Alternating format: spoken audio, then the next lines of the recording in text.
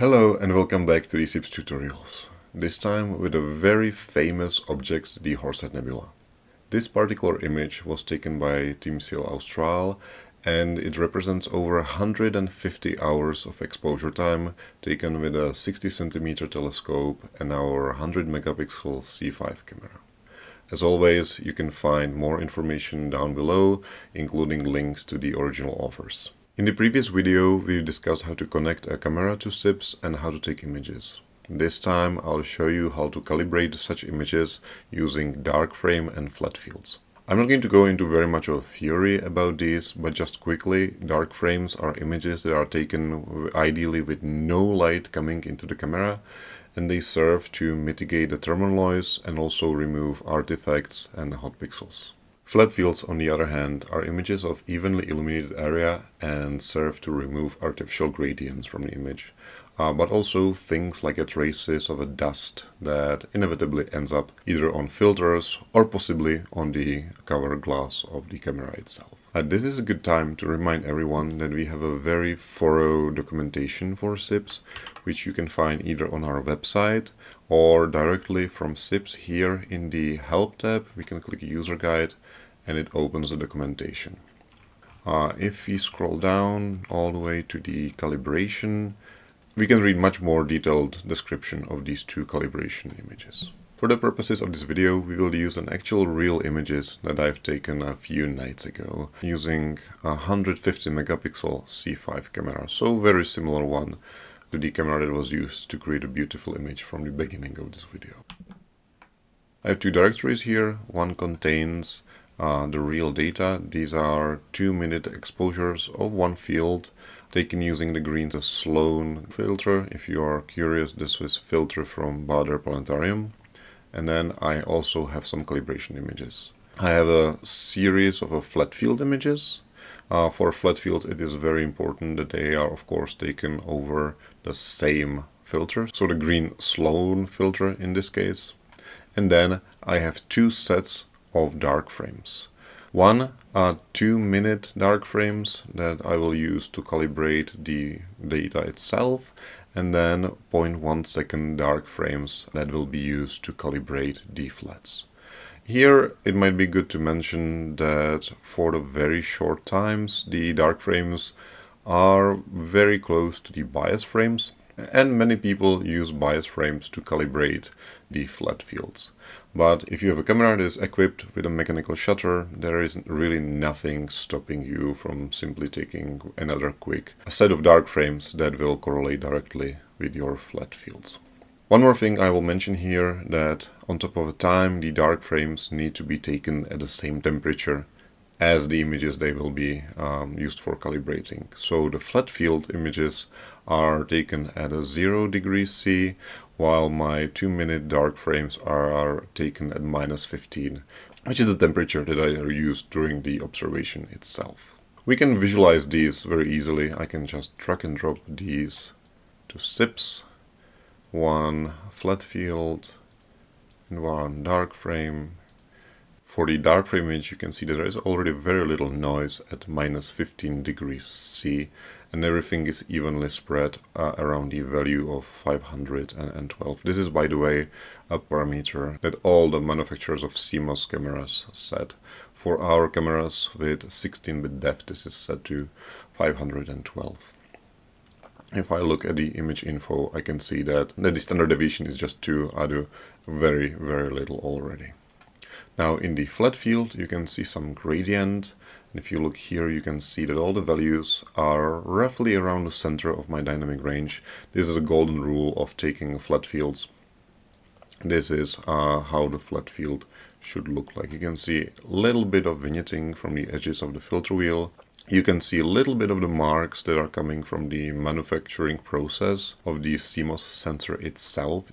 But that's one reason why we actually do the flat field. We'll completely remove this effect from the final images. And you can also see the unmistakable traces of the motes of dust, which will inevitably end on our equipment. But again, the flat field will perfectly calibrate that. These two are just simply a single flat field and dark images. We've taken several, so now in the first step we'll need to calculate something that people often refer to as a master dark and master flat fields. Let's start with the dark frames. I will create a new list and load the dark frames into it. So I will select my short dark frames and I can simply drag and drop them into the list.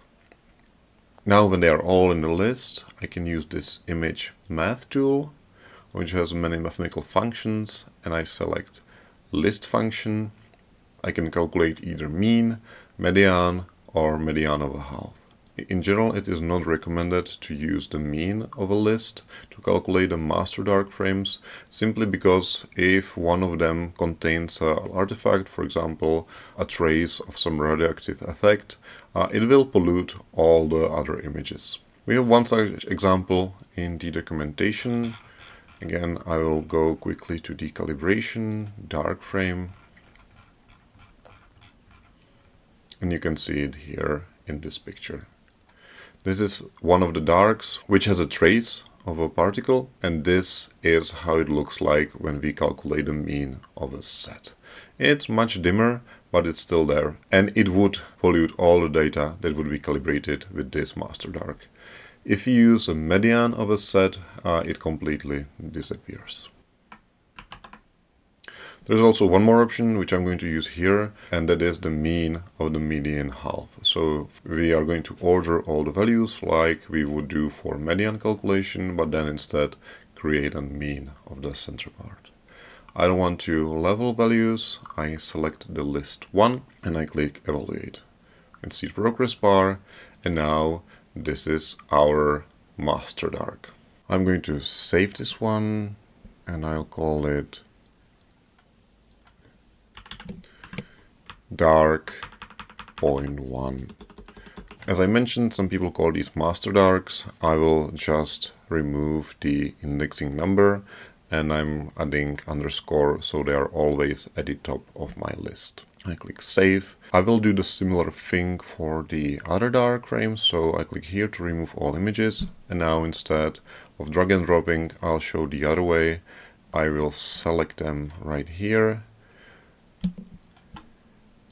And you can see this is one advantage, that we have the progress bar as well. And I'll do exactly the same thing. Calculate the mean of median half, processing, and save this as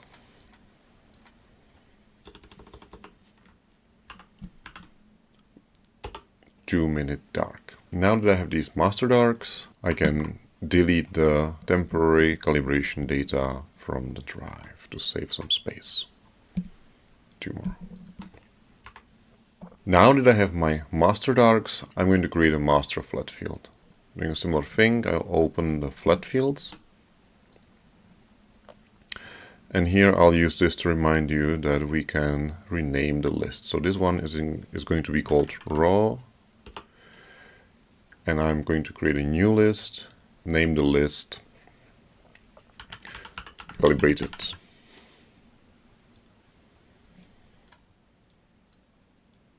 Before I combine these flat fields into a master flat field, I need to calibrate each of those images with its own appropriate dark that we created just a moment ago. While we might be tempted to use some of these functions, for example, image or scalar on the list, and use this subtract, we will use the calibrate tool instead. The difference between using the functions here and the calibration tool is that the dark frame subtraction retains the saturated pixels.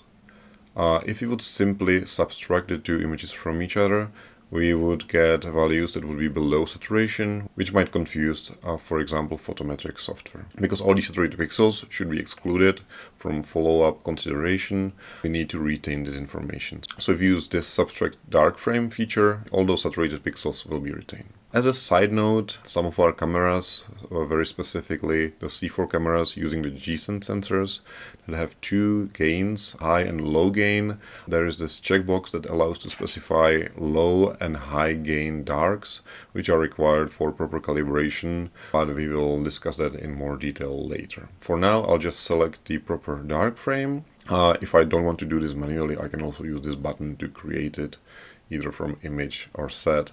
I leave the flat field correction, and now I will open calibrated images in a new image list, select the calibrated, and then I will calibrate the raw list. And now I have all the flat field images here. I can open it to check it out, and these already have the dark frames subtracted. Step is the same as before. I need to be careful. I will select the calibrated list, and for the flat field I will set the level mean value of all images and calculate the master flat.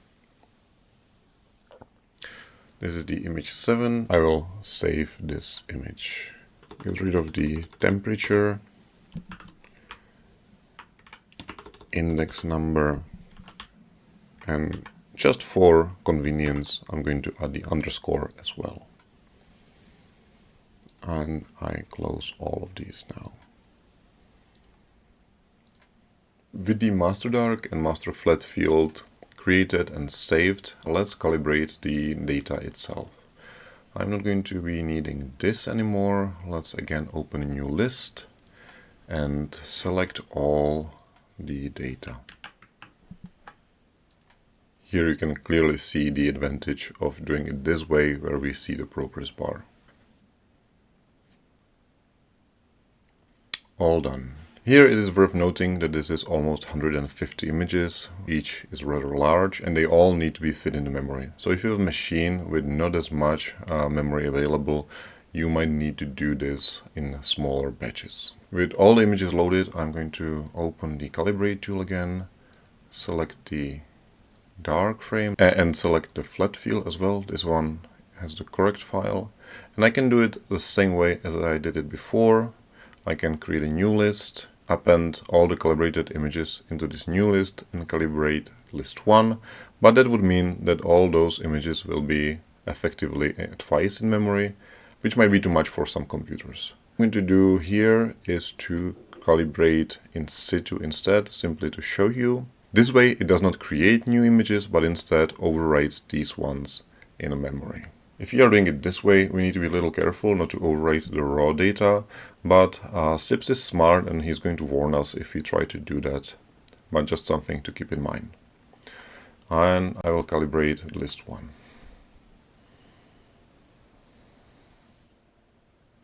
And all done. Now when I open some image, you can see a little star which tells me that these images have been modified, and if I click Save All Modified Images, SIPS is going to warn me that I'm about to overwrite images. So I need to be a little bit careful. If I want to save these calibrated images, I will need to save under a new name. I can specify a new file name, append filter, date and time, and things like that, specify folder. Now that all this is done, I can close the flat field, dark frames, and I have my set of fully calibrated images. Now we can, for example, take a look at a whole night using this blink images tool. I'm going to open all of them.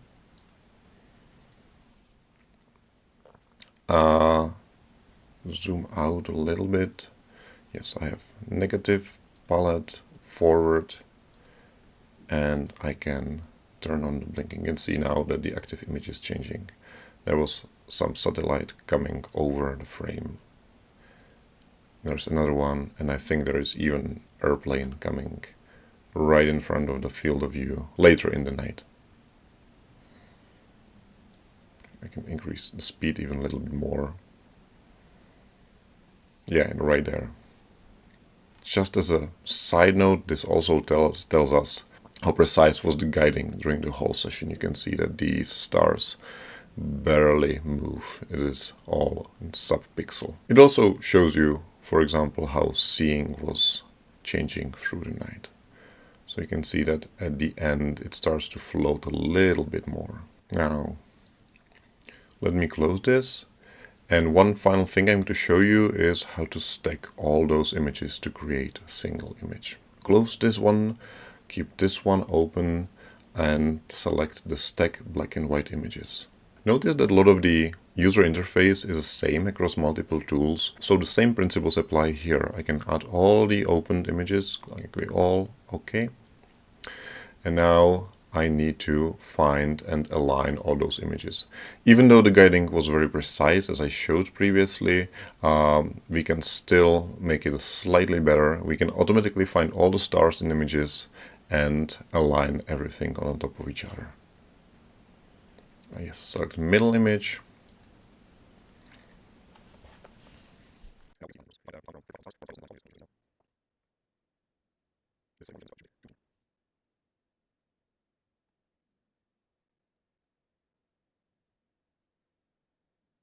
And it's all done now. Now that all the pictures are lined up, I can create a sum. Know that we have the auto 32-bit pixels selected, so the resulting image is going to have the 32-bit depth. We can minimize this and take a look at the image we created. You will immediately notice that there are some artifacts here. This is from the satellites that ended up in the final sum. There is more here, there is one here. If I would stretch it differently, we would see all the other stuff. And there are also some other artifacts. So instead of the direct sum, we can take a look at the image median. And here we can create a sum excluding extremes. I can remove two extreme values out of the almost 150 we have from both high extremes and low extremes, and create a sum this way. This will take us slightly more time because instead of simply summing the images, we first need to order all those values for all of those 150 megapixels, and then we can sum them together. So we need to be a little patient, but then the result is going to be much better.